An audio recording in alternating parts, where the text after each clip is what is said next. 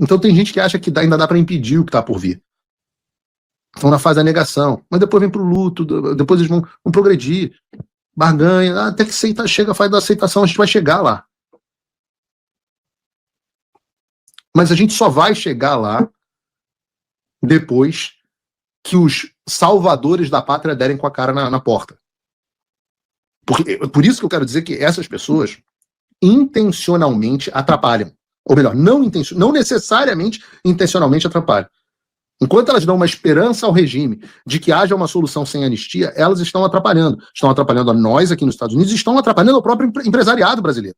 Enquanto o sistema tiver esperança de que alguém vai aparecer para salvar o dia dos malucos Paulo Figueiredo e Eduardo Bolsonaro, alguém que vai intermediar um acordo com os Estados Unidos, eles não vão cogitar a única situação, a única etapa necessária para solução real. É fácil.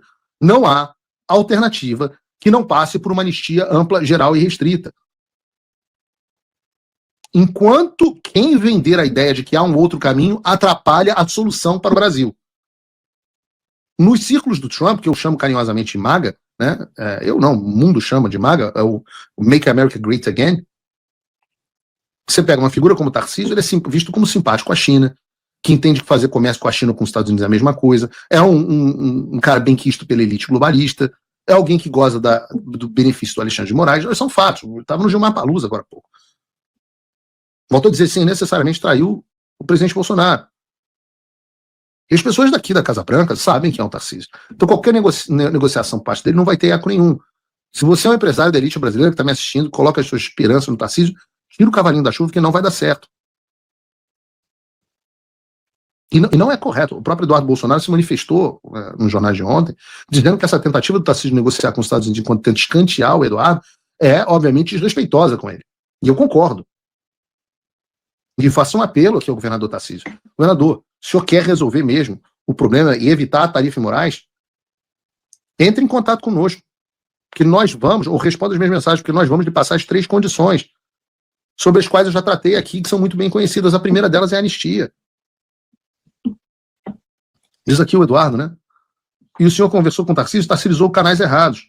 O filho do presidente está nos Estados Unidos. O Tarcísio não tem nada que querer costurar por fora uma decisão que provavelmente vai chegar a mais um acordo caracu. O Tarcísio tem que entender que o filho do presidente está nos Estados Unidos e tem acesso à Casa Branca. Qualquer tentativa de não dar bypass será brecada e freada. Nós já provamos que somos mais efetivos até do que o próprio Itamaraty. O filho do presidente, exilado nos Estados Unidos, queria buscar uma alternativa lateral. É um desrespeito comigo. Eduardo tá pistola. Eduardo tá pistola com razão. E por que as pessoas vão no presidente Bolsonaro? E por que não vão no Eduardo? Ora, porque o presidente Bolsonaro é fácil de ser convencido a fazer um mau acordo. Perguntem ao governador Tarcísio se ele não estava lá e não recomendou ao presidente que assinasse a cartinha do Michel Temer de pedido de desculpas ao Alexandre de Moraes. Perguntem a ele. Ora, inclusive a versão que ele queria que tivesse sido assinada era uma versão escrita pelo Alexandre, mais de joelhos do que a que acabou saindo. Mais, pior. E o conselho do governador Tarcísio assine essa carta. Mau conselho, porque é uma visão diferente. Alexandre de Moraes, a gente não vence ele, a gente se une a ele, não é isso? Eduardo, por isso, vamos no presidente Bolsonaro. Ele está fragilizado, ele já gosta de um acordo caracu, é fácil de convencê-lo. Se ferraram, porque o presidente Bolsonaro está aqui, Donald Trump está aqui. No meio do caminho tem um cara chamado Eduardo Bolsonaro, que tem um caráter, uma vontade de ferro. Então, hoje, devam a intransigência ao deputado Eduardo Bolsonaro.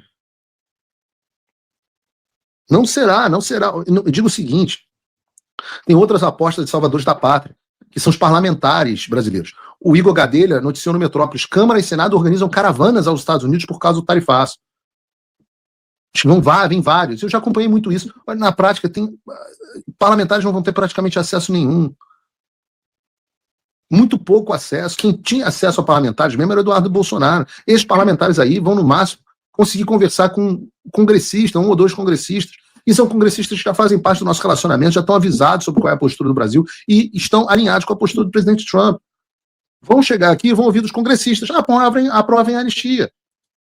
não vão ter interlocução na Casa Branca. O Departamento de Estado, com sorte, vão encontrar lá a recepcionista do Departamento de Estado. E todos estarão avisados. Deixa eu dizer uma coisa para vocês entenderem. O que o deputado Eduardo Bolsonaro está dizendo, bota de novo a fala do deputado Eduardo Bolsonaro aqui. Ele diz o seguinte: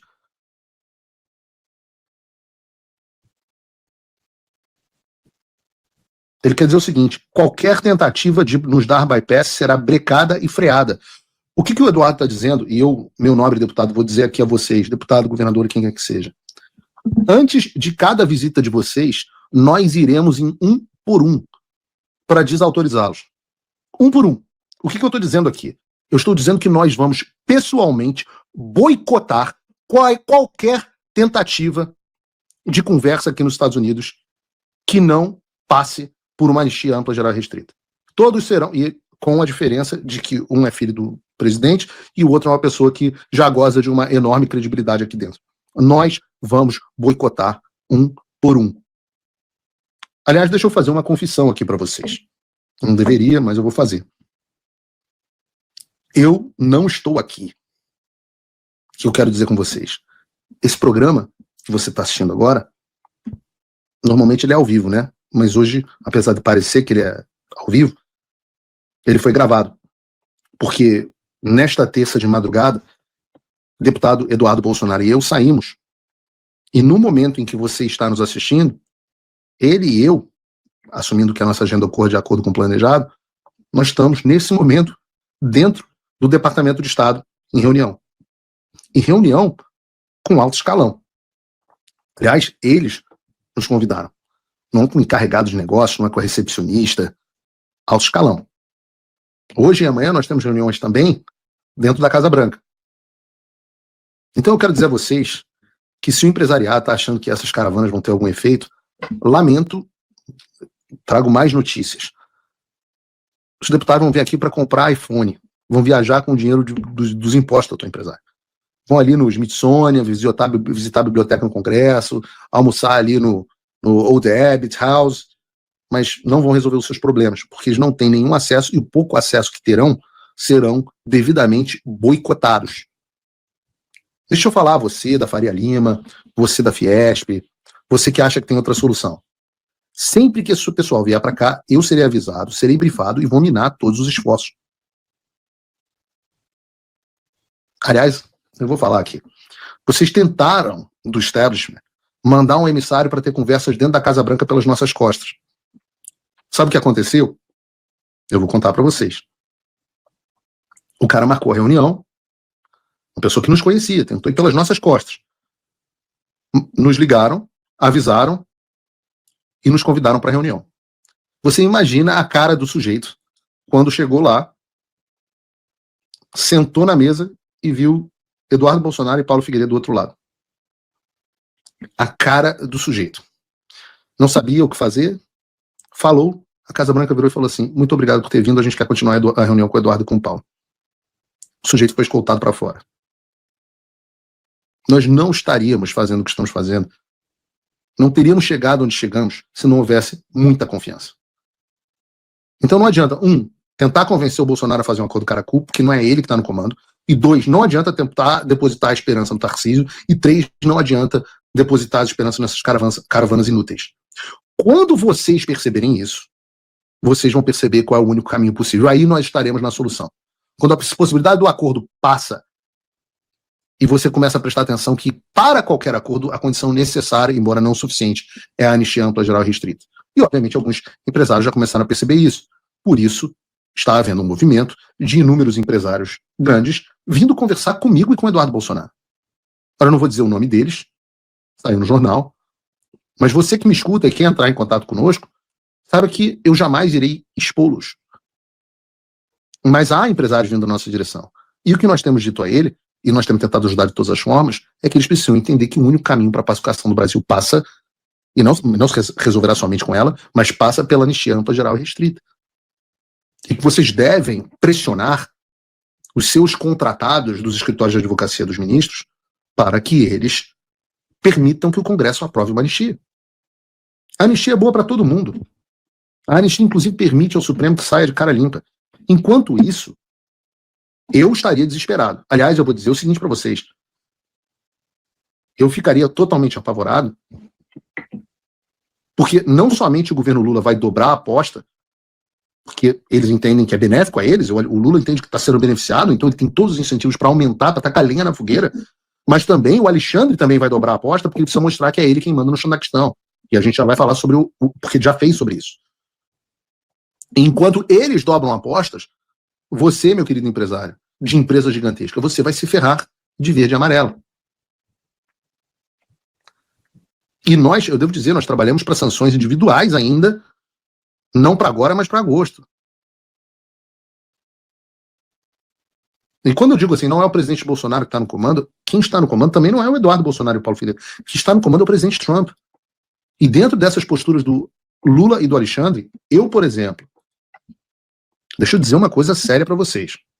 Diante da postura do Lula, incentivado a tacar lenha na fogueira, e do Alexandre, com seu ego megalomaníaco de dobrar a aposta, se eu atuasse no mercado financeiro, eu estaria simplesmente apavorado com a possibilidade de sanções dos Estados Unidos ao sistema financeiro subsequentes a essas dobradas de aposta.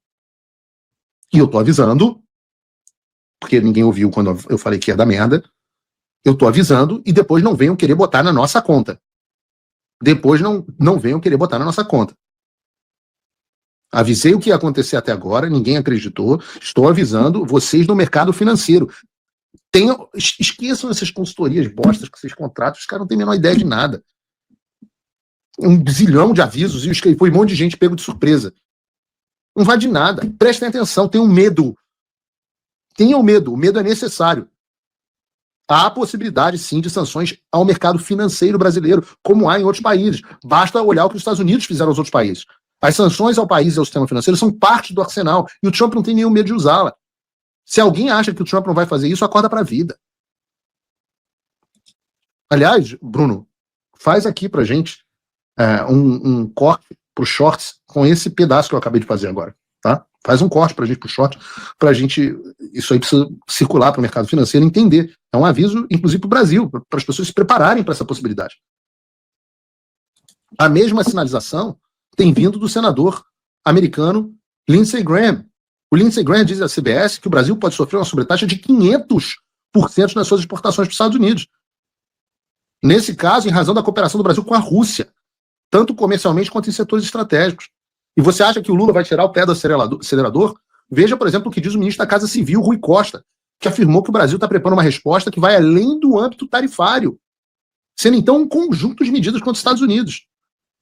Eu até espero que não sejam tarifárias, porque eu já falei aqui que se o Brasil adotar a reciprocidade tarifária com os Estados Unidos, o Brasil vai ter que baixar as tarifas sobre os produtos americanos.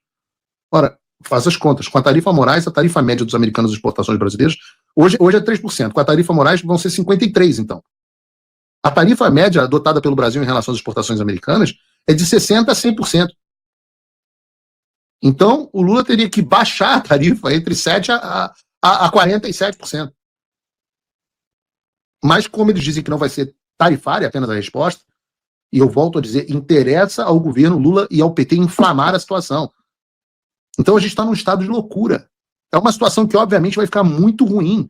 Pelo menos até que os adultos, você, do dono do dinheiro, dono do capital, é hora dos adultos voltarem ao comando. Vocês fizeram bosta. Pensem quem são os grandes interessados nesse circo. E todo mundo sai beneficiado com a anistia. Eu acho que até o PT sai beneficiado com a anistia. Porque o PT é louco para que o Bolsonaro possa disputar a eleição, ou que o Eduardo seja o candidato. Então, até eu acho, minha opinião, é que o PT quer anistia. Sabe quem não quer anistia? Que tá botando fogo no parquinho? Quem não quer anistia é a Rede Globo.